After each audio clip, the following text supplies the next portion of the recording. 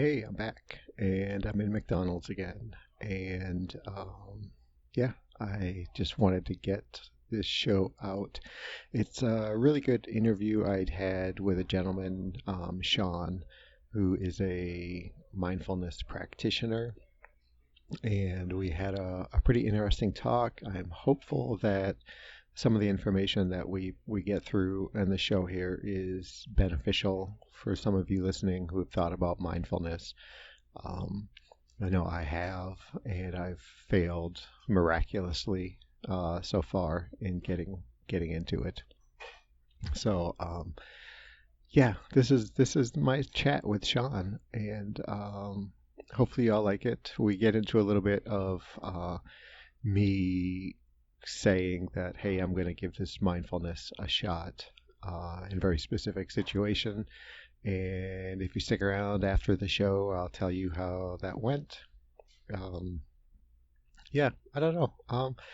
It's a pretty decent day so far today. I'm done with work for the week. And, I was heading down the stairs this morning to head out to McDonald's, and I got to the bottom of the stairs, and I thought to myself, wow, I didn't limp once coming down the stairs. I didn't need to hang on to the handrail to get down the stairs without feeling like I was going to fall. So kudos for the healing body and less pain in my lower extremities.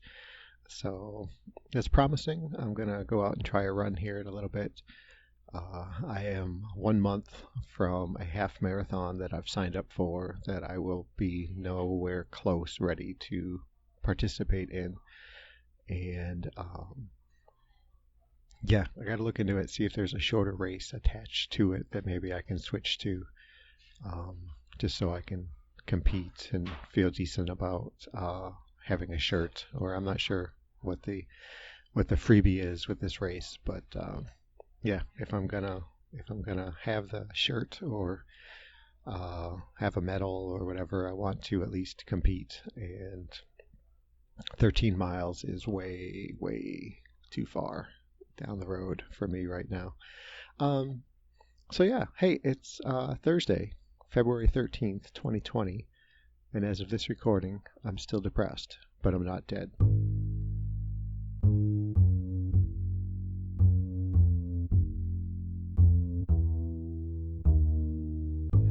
Okay, so I am joined by a special guest, Shaun, who we bumped into each other on Reddit. And Shaun has his own podcast where he talks about and demonstrates mindfulness and meditation. And it's a fantastic show. I haven't listened to every episode, but it's very interesting. And he's going to talk to us a little bit about that, maybe get into a little bit of his journey and whatnot. So, Shaun, how are you doing today? I'm not doing too bad, JP. How are you? I am doing all right, thank you. I have started the day. This is my second recording. Excuse me, my second recording of the day. I was talking with my good friend Claire, who I understand you had a chat with. And yeah, so you're making the podcast circuit here, aren't you? Yeah. It's really it's strange actually in a way that separately me and you and me and Claire got in touch with each other, and then I found out having a conversation with Claire that you two guys were friends already. So it's kind of the podcast circuit. Yeah, it's exciting. I joked with Claire that she scooped me. That she got a hold of you before I did, and that's fantastic. Actually, you've scooped her because I'm not going on to her podcast until next Friday, so you've got the scoop. Oh, okay. Well, you know what? And I'm not sure when this episode is going to make it out. It might be before Friday. It might actually be. You might be out on the same day on both shows. We'll see how that goes. Excellent. Yeah. So Shaun, as you're comfortable, why don't you go ahead and tell us a little bit about yourself, if you want to talk about your podcast or how you got into that. Anything you're willing to share, anything you're comfortable with. My listeners love to hear from folks. Okay. Great. So I am a mindfulness practitioner and a mindfulness facilitator. and that's in the tradition of Thich Nhat Hanh, who is a Buddhist Zen master who established Plum Village, which is the biggest mindfulness organization in the world. So he kind of spread it across to the West, and it's based in France. And so the kind of principles of that are something that I came across a few years ago and got into. So what I do now is I kind of set up and run mindfulness groups wherever the opportunity arises. So I was part of a group in York, where I used to live in the north of England, but I moved to Warrington, and there wasn't one here. So I set up one here with a group of other people, and I've set up a mindfulness group in my workplace as well. And I've been really pleased with how interested people have been in it. Yeah. And so because people have got interest in it, and someone in work, like, I didn't really actually mean to start a podcast, because someone in work kind of said to me, I didn't get to come along to the introduction to mindfulness session that you did.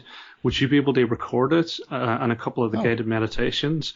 So that's what I did, and I kind of started getting listeners. So I put a couple of more guided meditations on, and it's kind of developed its own life from there, really. Yeah. Yeah, that's fantastic. It's funny how you kind of can fall into things sometimes, right? As far as the podcast goes. Yeah. Yeah. Well, that's great. So this is going to be an interesting interview for me, as I am I have yet to be unable to really get into the whole mindfulness. It's very difficult for me to kind of quiet my mind to get anywhere close to that kind of thing. You know, I've done some DBT classes. I've done some, different therapists who have talked about mindfulness. I've done lots of reading on it. And so far I'm unable to get to that point. I don't want to say can't. I don't want to close the door on things, but yeah, I'm really interested to hear what you have to say about it. And, maybe if you have some advice for me towards the end, that would be great. Yeah, because so I hear that a lot from people, and I suppose there's a few kind of standard things that I say, and one of them is that mindfulness isn't for everybody.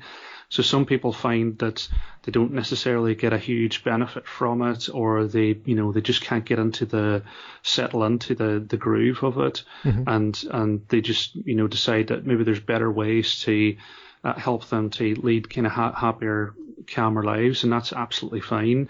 The other thing I would say is that it's important not to have too specific a goal in mind whenever you're approaching mindfulness. So some people come with the impression that I need to clear my mind, or I need to be calm, or I need to be happy.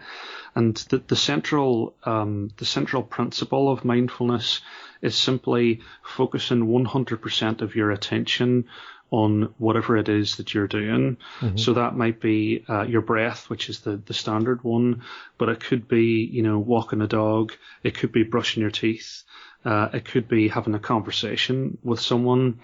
And by trying to focus your attention as well as you can, that's where, with a little bit of practice, the calmness and happiness can come from.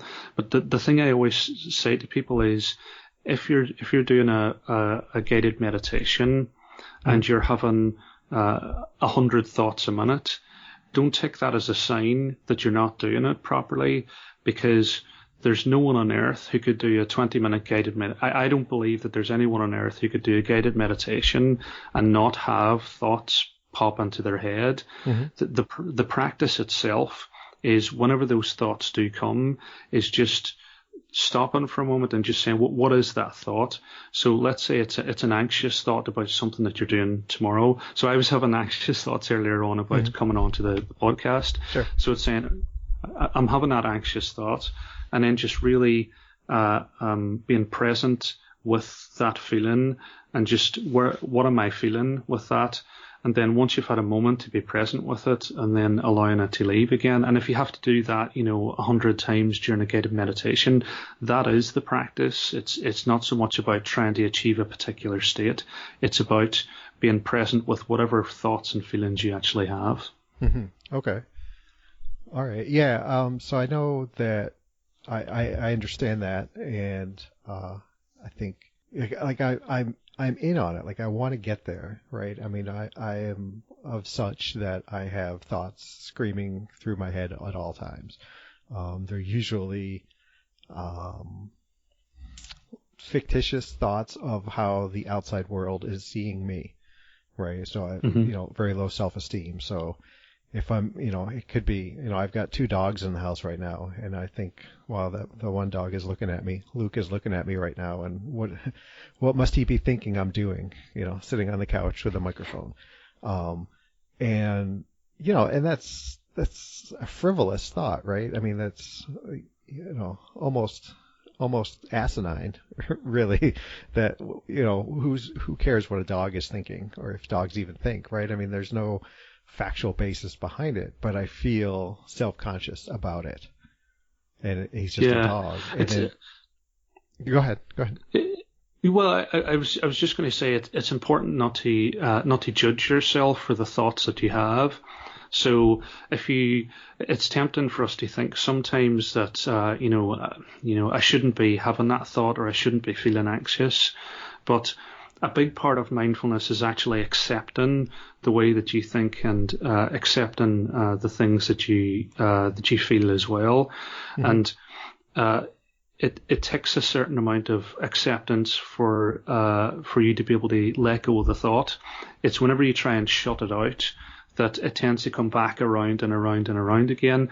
And a metaphor, whenever I consider myself a student of mindfulness, Mm-hmm. but in the early days, something that someone shared with me, which has really stayed with me, is imagining your mind as your house, and the thoughts and feelings that come are guests that knock on the door. And if you close the door and lock the door on them, they'll just continue to knock and knock and knock and knock. Mm-hmm. And really what you want to try and do, as difficult as it is with certain thoughts, and I appreciate that, is to open a door. I actually imagine letting them in the kitchen door, and sitting down at the kitchen table, and sitting with them for a little while, Mm-hmm. and just what are you trying to tell me, and just spending that time with them, and then allowing them to leave. And there's methods or techniques that you can use to allow them to leave again. So one of them is to imagine the thought as a cloud in a series of clouds that's passing over your head and over the horizon. Mm-hmm. Or that thought might be a leaf as you're sitting by a river, a leaf that you put into the water and watch it float away. And that's not to say that thought will never come back again. But the reason why I practice, and the reason why it was a revelation to me, is because it's not that it's a switch that switches off those thoughts. It's that with that practice and accepting thoughts and then letting them go, is that first of all the volume, the intensity of those thoughts and the difficult feelings that comes with them, that gets turned down slowly over time. And the other thing that happens is those persistent thoughts, persistent intrusive thoughts that come round and round and round, the frequency of those starts to go down as well. So it's not that you end up with a clear mind, but you end up with a little bit more space between those thoughts, where sometimes it can feel that the thoughts are, and I've been there absolutely in my younger days, where the thoughts are just racing through your head, and you feel like you can't deal with them. Okay. So I mean, realistically, it's like everything else, right? I mean, it takes practice to achieve success in most things in life, and this is not unlike that.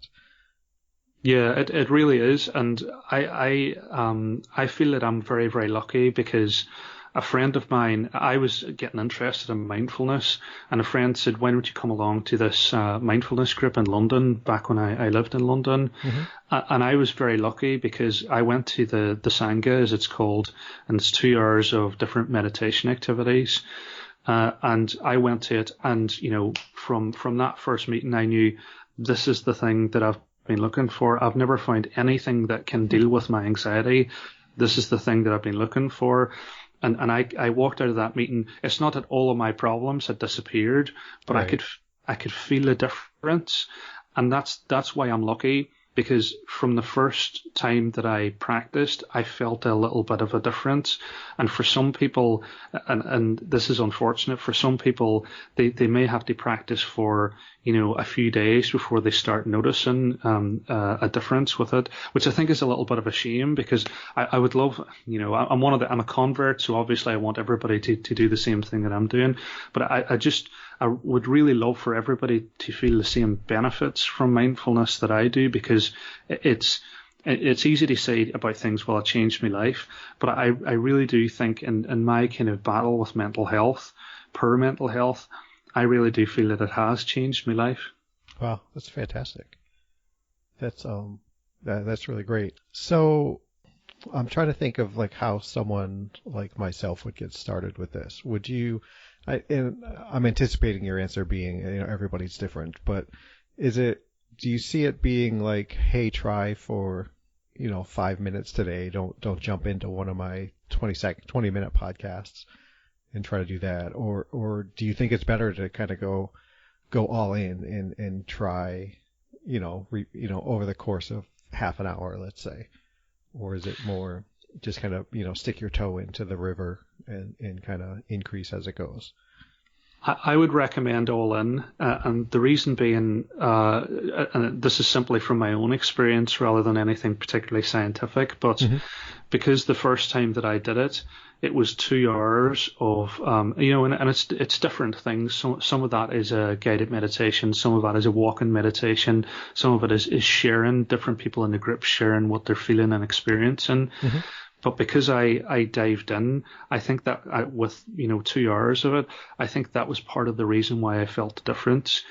The recommendation that is made frequently, and I do agree with this, by the way, is to find 10 minutes a day, because just 10 minutes a day over a period of, I can't remember what it is. I think it's 8 weeks. 10 minutes a day over a period of 8 weeks can fundamentally change how your kind of thought patterns and make an impact on your thoughts and feelings.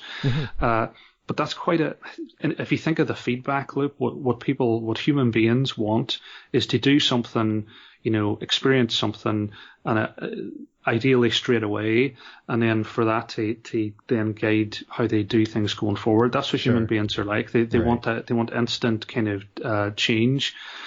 And while that's probably not really going to happen with mindfulness, I think it's more likely if you try and dive into a 20-minute guided meditation and just throw yourself into it 100% and be present with whatever you're feeling during that. If you're feeling anxious, if you're feeling frustrated, if you're feeling happy, if you're feeling excited, if you're feeling annoyed that this isn't doing what you hoped it would do, being present with that and then just reviewing how you're feeling at the end. That's what I would recommend.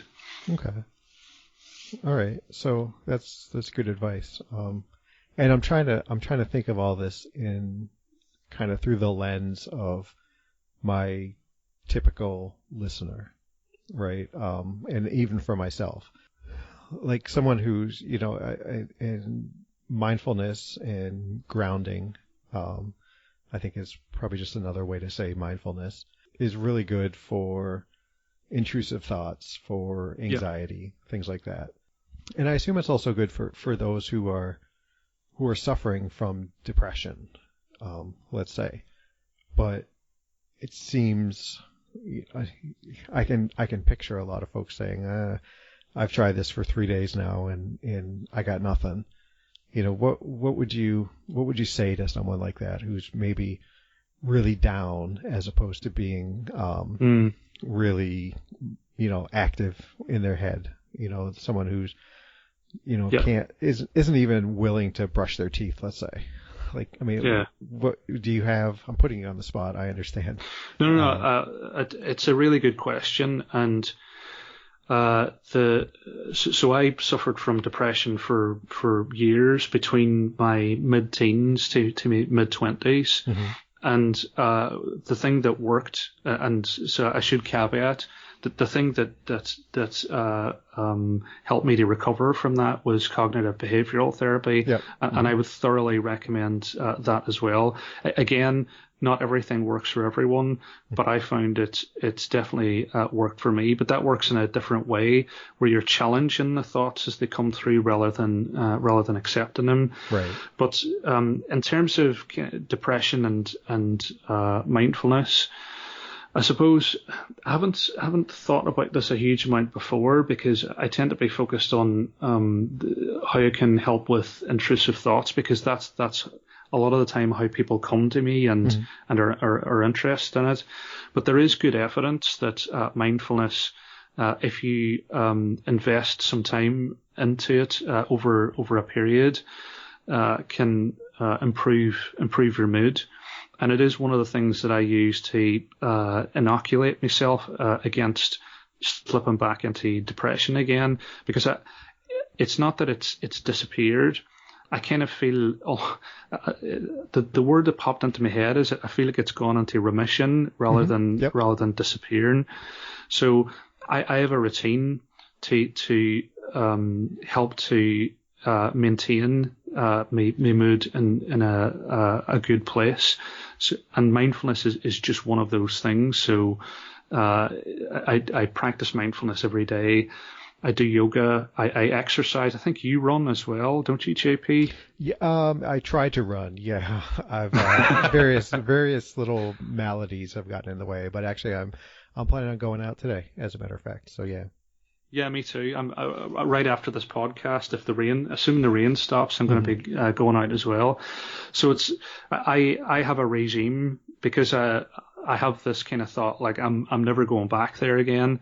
I have this regime that mindfulness is part of. So I don't, unfortunately, I don't have an experience of, like with my anxiety, which never really left me.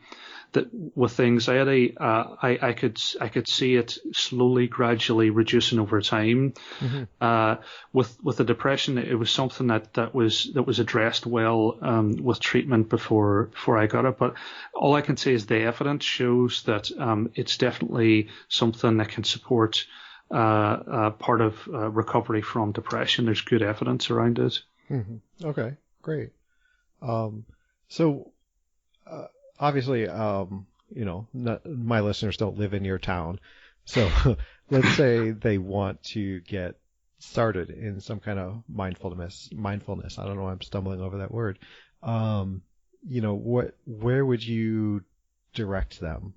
Yeah, well, one of the things that whenever I do my introduction to mindfulness, which is on the podcast, but I also do it in person and in work, what I always finish on is, here are some resources that if you're interested in this, that you can start with. So obviously I'm going to plug my own podcast. So yeah, absolutely. Go for it. Mindfulness for Beginners, which is available on any podcast platform, or you can Google Mindfulness for Beginners podcast. It's the one with the kind of watercolor tree, orange watercolor tree, and it's got an introduction to mindfulness, a full introduction, and it's got some guided meditations there. So I'm obviously going to recommend that. But I think one of the key things in seeing the full benefits from this, and also persisting with it, because it's very hard to do it every day on your own, is meditating with other people. And the best way to get involved, and it's also a great way to meet people as well. It's a great social thing, and I'm not a sociable person at all. Like the people that know me will tell you that. It's a great way to meet really nice, really kind people. But if you go to Plum Village, the website, and look for your local Sangha. So Sanghas on there are basically your mindfulness meditation groups, and there's one in every town. And if you go on there, you will find a local one to you. And if you just email them and tell them that you're coming along, then they will make sure that you're included and brought up to speed with, well, this is what these different things are. And they were so, the first time I went along, I had no idea what to expect. And they're just such good groups of people and welcoming groups of people. And the other thing, I'm babbling slightly because I do love Sangha, but the last thing I would say is, whenever you practice mindfulness on your own, it's a great thing and it's a wonderful thing. But if you're there with, 7, 8, 9 other people, or, in a couple of the sanghas that I went to, up to 30 people, and everyone is focusing on your breath, breathing in. I know I'm breathing in, breathing out. I know I'm breathing out. Everyone's silently saying that to themselves. There's a real collective sense with that, and it allows you to. I always describe it as drop in, by which I mean going into a meditative state where you're really present in the moment. You're comfortable with your thoughts as they're coming through. Being with other people helps you to drop in with that. That's I kind of want to say the podcast, but really the first thing I would suggest to people is have a look at on Plum Village website. See if there's a sangha local to you, and try it with other people, because that's, for me, the best way to practice, the most joyful way to practice is with other people. It's different. Yeah, sorry, I'm at Plum Village right now, looking to see, and sure enough, there's one in Raleigh, which is my local big city. Oh, cool. So interesting. Okay. So that's fantastic. So I mean, you said that you've dealt with mental illness, still continue, even though we'd qualify your depression as in remission, which is a fabulous word for it. So, I guess that's you're dealing with anxiety has really driven your pursuit of the mindfulness. Like you said, your first experience with it was kind of eye-opening. Yeah. So, I mean, looking back, I mean, how much has your life changed due to what you've learned through the mindfulness pursuit? I would say that the biggest thing is how I deal with other people. So the thing that I found with anxiety, and it was true with depression as well, is that it made me very insular and very focused on what was happening with me and the problems that I had. And if I'm being brutally honest, I was not a very compassionate person. I wasn't something I particularly felt, found myself being able to put myself in the position of other people who were suffering, or even being aware that other people were suffering as well. And the biggest, most noticeable area that it's made a difference, particularly over the last couple of years, is just being able to, be slightly less focused on myself, and being able to empathize more with other people. And it's definitely helped with the job that I do, because I manage people in a job. And previously, whenever I was managing people, and I'd be all about, we need to get this done and we need to do this and do that, because I was so incredibly anxious about failing. That meant that I was bulldozing my way through getting things done. And sometimes that manifested itself as being, coming across as angry as well. I wasn't even aware that I was coming across like that. And there's a real link between the two, for me at least, anxiety and anger, where when I'm in a stressed state and an anxious state, it will really affect how I interact with other people. And because mindfulness helps me to accept whenever I'm feeling stressed and become aware of it, because I wasn't necessarily always aware that I was feeling that before. Take a step back and breathe. That means that not only am I able to empathize with other people and help other people more, it means that I'm not as snippy with people. Now, my partner will tell you that I am still grumpy sometimes, so I'm not saying that I am a saint in any respect, but I think she might be slightly shocked, because we've been together for 3 years now.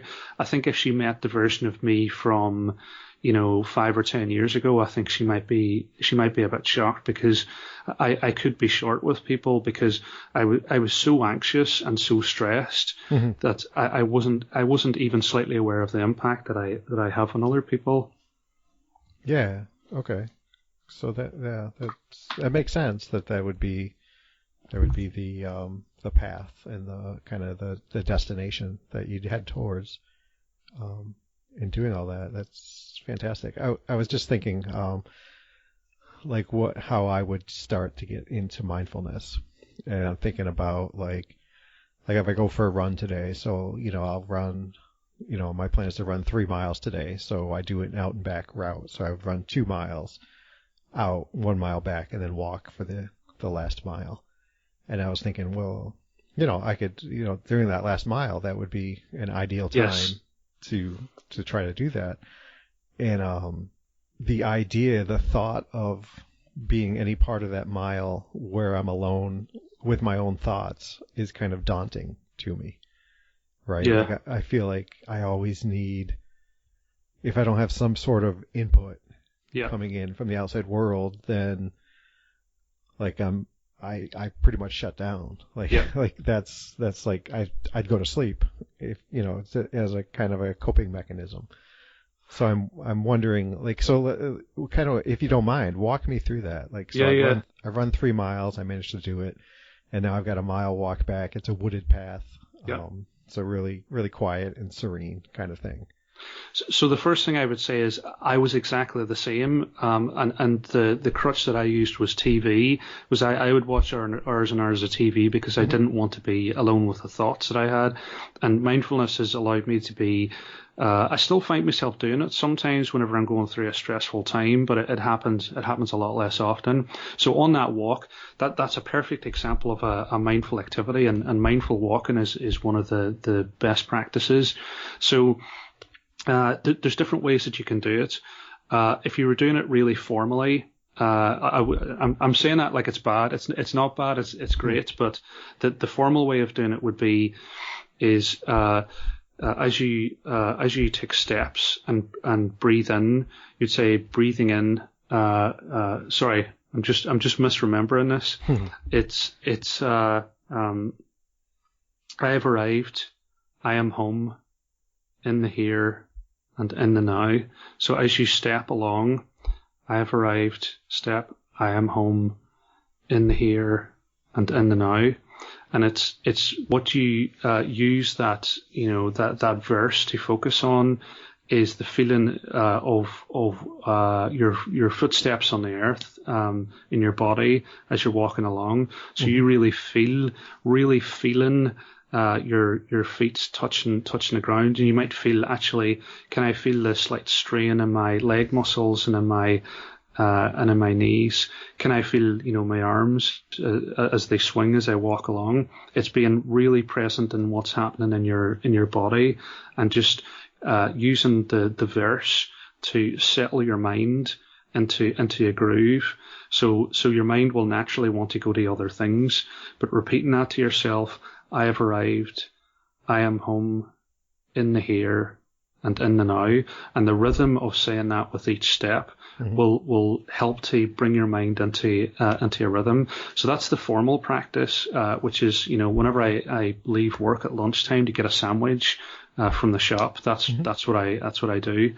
But the other thing that you can do, which is less formal but it's just as valuable, is to focus on the surrounding environment and really, really focus on the details that you can see. And there's a really good study that was done. This isn't about mindfulness at all, but it was about how people with an anxiety disorder, if they start to focus on the environment around them, like counting tiles or looking at the dimensions of a door, that actually significantly reduced their anxiety. So even the very basics of it has been shown to have a real benefit.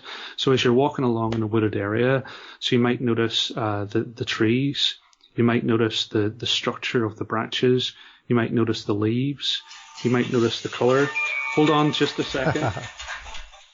So another way to do it is just to focus on the outside environment around you. So that might be focusing on the trees that you're walking past. So if you're looking at a tree, you might look at the texture and the color of the bark. You might look at how tall it is. You might look at the arrangement of the branches. You might look at the canopy and the leaves, what color the leaves are, how they're arranged, the real detail of the things as you're walking past. You might see a bird that lands, and you might stop walking, and you might look at that bird for a few moments.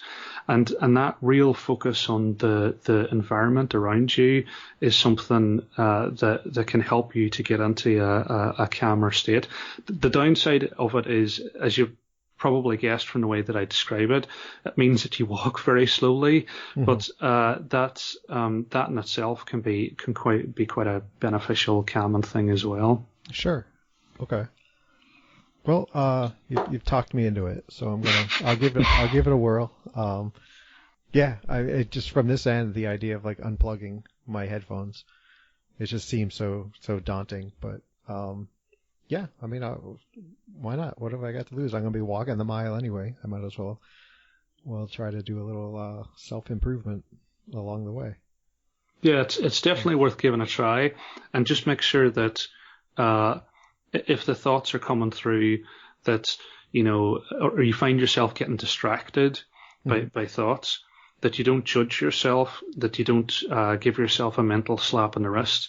When a thought comes, in the same way as a guided meditation, if you notice what kind of thought it is, whether it's a sad thought or an anxious thought or a happy thought or whatever it is, and then allow it to leave, and then bring your attention back on the environment around you, that essentially is the practice. It's not about being like the Dalai Lama or Thich Nhat Hanh. Sure, it's about being okay with the way that you are. Yeah, I mean, we're talking about intrusive thoughts, and like I'm already anticipating like all the millions of different things that are going to occur, right? Like someone's going to be walking towards me down the path the other way, and I'm going to feel self-conscious, and then So, but just keep coming back to it. So let the feeling kind of show itself, and then kind of get back to that kind of mantra: I have arrived, I am home.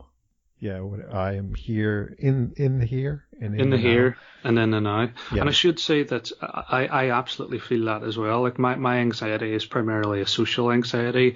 So seeing people coming the other way puts me into an anxious state as well. And it's something by practicing that has receded, and it's definitely better on some days than others. And what I try and do, which is really pushing against the tide, is kind of making eye contact with the people and smiling as I'm walking past, or if I'm running. And the funny thing that you find is when you do that, is that you get a similar response from people. Whereas on the days where I'm feeling very anxious and insular, then obviously you don't get the positive response from people as well. There was an interesting experiment. I didn't set it up as an experiment, but I was going running, and I put on a podcast by a comedian called Adam Buxton, and he's very funny. So I was laughing as I was going along, and I suddenly realised that everybody who was coming down the road was smiling and waving at me, and it made me think that part of the there's a feedback loop, there's a self-fulfilling prophecy with the social anxiety, that I feel anxious and my face kind of shows that, and so therefore other people pull back a little as well, and whenever you kind of have a go at smiling, it's amazing the difference that could make. And smiling is actually one of the practices of mindfulness as well. I don't find it easy because I'm not a natural smiler. I don't walk around with a smile on my face. I'm one of those people with like a grumpy resting face. Yeah, but it's interesting. It's a really interesting thing to try it. So you might try, whenever you're doing that 1 mile walking back, as you're walking along, is to consciously smile and see how that makes you feel, and see if there's reaction from the people that are coming the other way as well. Yeah, like I said, I'm willing to try all this. It'll be an adventure. We'll see how it goes. I'll report back on my next podcast after this how it went. I'll look forward to it. Yeah. Okay. So do you want to? I've kept you for a little while here. Do you want to pimp your podcast again, or yes? Anything? Well, Why not one more time? Yeah. So it's mindfulness for beginners. Hmm. You can find it on any of the podcast platforms. You can find it by googling "Mindfulness for Beginners" podcast, and it's the one with the little orange tree. And there's a link to the Twitter account in the description. So if you're interested, if you find it helpful, if you have ideas, then get in touch. It'd be great to hear from you. Yeah, I was going to ask you that. 'Cause, if I have a listener who just falls in love with you and says, "Hey, I want to find out more," what is your Twitter handle? Oh yeah, sorry, that'd be helpful. Yeah. It's mindfulness underscore four. So I was trying to make it mindfulness for beginners, Uh-huh. but there's a limit to how many characters you can have, so it ended up being mindfulness underscore four. FOR. Four. Okay. Yes. Okay, great. Yeah, so everybody, if you have questions, like I have questions still, reach out to Shaun. This has been fantastic, man. If you're okay with it, can I keep you in my back pocket and maybe have you on again? Yeah, I'd really love to do that because I've really enjoyed this conversation as well. So I'd love to be on again. Okay, that'd be great. I gotta get this episode out before Claire has hers episode with you. We talked about that before we started recording, but yeah, Claire, exercising depression. Shaun will also be on an episode of her show, so check Yes. that out. He's yeah, running the circuit, podcast, mental health podcast circuit. That's fantastic. Shaun, listen, this has been great. It's honestly more than I thought it would be. I've learned quite a bit from you, and hopefully my listeners have learned something helpful as well. Well, thanks for having me on, and it's been an absolute pleasure for me. So I really appreciate it. Yeah, yeah, thank you. And to everybody listening, be safe and be well.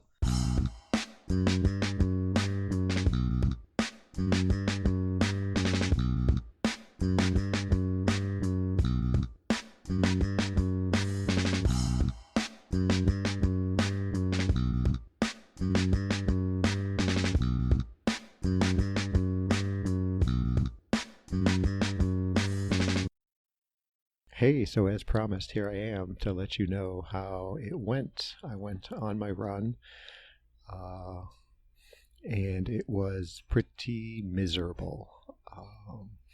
It was warmer that day and about 71, if that's right. I think that's right. And it's been a little bit now.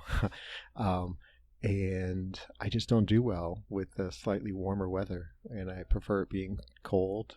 And so yeah, I did my best, but I said I was going to go 2 miles out, 1 mile back, and a mile of walking. Um, well, I got to about a mile and a half out, turned around, and barely got to 2 miles total, and then did the walk back. And as we talked about, I unplugged my headphones. I started walking a little bit slower, trying to focus on my breathing. I couldn't recall the I'm here, I am home, I am in the now. And so I just thought I would focus on my breathing, breathing in, breathing out, breathing in, breathing out. And as I expected, and would be expected, I assume, that my mind wandered ferociously. And I kept at it, though. I kept kind of returning back to it. And I went about 3/4 of a mile and then gave up. That I just couldn't, I was unable to focus on anything. It seemed like um, the more that I tried, the more that I failed. So, yeah.